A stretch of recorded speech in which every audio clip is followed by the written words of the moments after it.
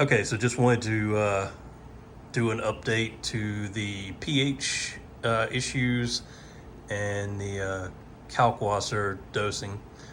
So right now, like I said, in the experimental state, I'm mixing a gallon jug of saturated Kalkwasser per day. I found that my evaporation rate is really a little bit less than a gallon per day. So I've kind of scaled back the dosing a little bit from that. Now, my pH is still not getting where I want it to be. At night, it is dropping to 7.81 is the low, and lights on, it reaches 8.1 during the day. So the low of the pH at 7.8, or 7.81. I still want to try to get that up. I still want to try to hit 8.3. Let me know, what thoughts everybody has of other methods or what I can do to raise that. Now, I know I've seen some things about doing, instead of the saturated Kalkwasser, doing the Kalkwasser slurry. I don't know if I want to go that route. I mean, I still have, read some horror stories about it. And also, they say that Kalkwasser non-saturated, like the powder, is almost like a sandpaper, and it's rough on pumps and things like that. So I'm not sure even if I would gain more of a pH boost doing that, for the fact that, the highest pH the Kalkwasser can be, like in the jug, if I fully saturate it, or if I do a kalk slurry and it's milky, it's still, what is it, like 2 or 4 or something like that. So either way, the same pH is showing up in the jug. So I feel like if I did the slurry and made it stronger, I may only see like alkalinity and calcium increases and not pH, if that makes sense. That's my thinking anyway. That might be totally wrong. I'm not sure. But right now,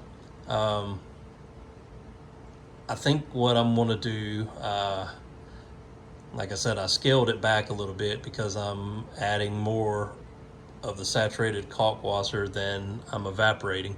So I scaled it back a little bit. I'm also have a really high calcium level, and I'm curious if anybody can tell me issues that might come up from having a really high calcium level. I did a search. I didn't really find anything. I'm just not sure at what calcium level you would start to see any problems, and what those problems might be. So if anybody can answer that, please do so in the comments. I'm very curious to know. But my calcium level is strange to me because yesterday it was kind of fluctuating and tapering off some. So it got high, it got to like 490, and then it went to like 480, it dropped some, and then today it's like at 520. So I've crossed the 500 mark, and I'm not overly sure. Most people agree you want your calcium at like 420 to 450. I'm not sure what the elevated calcium level will do, but I think the main issue with that right now is I don't have enough corals in the tank consuming calcium and alkalinity. So I think, dosing the Kalkwasser, I'm increasing those levels and nothing is, absorbing those. So that's one of the issues that I got to figure out. Like I said, this is kind of experimental. I'm just trying things out and trying to figure out the best way to go about stuff before I just start adding a bunch of corals. I want to get a good baseline, a stable baseline to go off of. And it's kind of hard to do in my opinion, without having the tank fully stocked, because things are going to change. So I'm just not, not 100% sure what approach I'm going to take with some of these things. Uh, One idea that I have is to um, get a. I had one before, but I had a. So I've had get off topic a little bit. ADD kicking in. I'm sorry. I had a clear water algae scrubber at one point, and I noticed the pH raised a little bit when I was using that.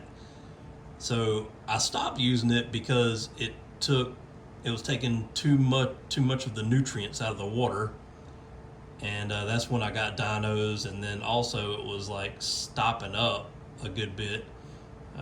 It was producing so much algae inside it. It stopped up the pipe a lot, so it took a lot of cleaning. But that part, I didn't necessarily mind as much. It's just you expect to have to do maintenance on an aquarium, and of course I do. It's just the extra added maintenance at times is hard, with life and kids and everything else, work schedule. So it just brings on more challenges, like kids have after school activities, karate, all that kind of stuff. So it makes things difficult. It's hard to find time to do extra maintenance. Um, but anyway, that did raise my pH when I was using it at one time. I still have it packed up in a container in the basement. I thought about bringing that out again just to try it, but I know the nutrients are low, so I don't know if necessarily I'm going to do that. The other thing that I'm considering, and I also tried it one time, but I tried a cheaper version, and I never could get it to take off, but a Chaeto reactor. Chaeto, however you want to say it. So a Chaeto algae reactor, I tried I think it was the Skims brand. It was discontinued, but I would put the Chaeto in it, and it just pretty much died and got covered with this pinkish bacteria looking stuff. So I wasn't successful with it, and I sold it. And I haven't really thought about going that route again, but I've seen these new ones, and one that caught my eye, the Pax Bellum. It's really expensive, but it looks pretty cool. And like I said, being a gear junkie, I'm always like curious to look into new equipment and things, try things out. So I'm almost thinking about trying out the Pax Bellum for two reasons. One, I'm not looking for any kind of nutrient export because my tank is super low nutrient levels, and it always has been. Even when I had more corals and things in there, I think running the filter roller and the skimmer and everything, it just is low nutrients already. So I'm not worried about reducing that. So that's not a reason for the purchase. But what I would be looking at is running it on the night or the schedule, reverse schedule from the lighting, to increase pH, because I know that any of those things help remove CO2 as well. So maybe it would help me with my pH problem. And then I also saw they have an adapter for it so that you can dose your calcium reactor effluent right into the Pax Bellum algae reactor. So I think that would just remove even CO2 from that, hopefully, and would keep you from having even the lower pH drop when I test out the calcium reactor. So I don't know. For those two reasons, I am considering buying one, try it out. Not 100% sold on it yet. May or may not happen. We'll just have to see. Let me know any thoughts that anybody has on that as well. If you're using one, if you recommend it. In my sump, I don't have really an area that I want to set up a refugium in it. So I would want to do like the algae reactor or either the turf scrubber again. Like I said, the pros, I already have the turf scrubber, but I think that's just the green algae and the types of algae that grows, the nuisance algae. It just, it takes off in there, absorbs all the nutrients. It didn't really, well, I mean, it is controlled because it can only do so much, but the whole thing filled up and you had to take it out and clean it out a good bit, or I did. I think, with the Chaeto reactor, it's only got so much room to grow, so at a certain point, I guess it would just have to stop. But anyway, that's where I'm at. I'm still trying to get the pH up. I don't understand why it's still staying low. It's crazy dosing the Kalkwasser in there, and I still can't get any higher than 8.1. So, and that's just, at one peak time during the day, after almost the end of the day at the light cycle, is when it finally hits at 8.1. So it's just for a short period of time that it even reaches that. I mean, ideally, I would like to have it like 8.0 or 8.1 to 8.3 all the time. So I'm trying to figure out a way to get there. And, I'm just not sure really what else to do because, as I said in my previous video, I have an outside air line running to the skimmer.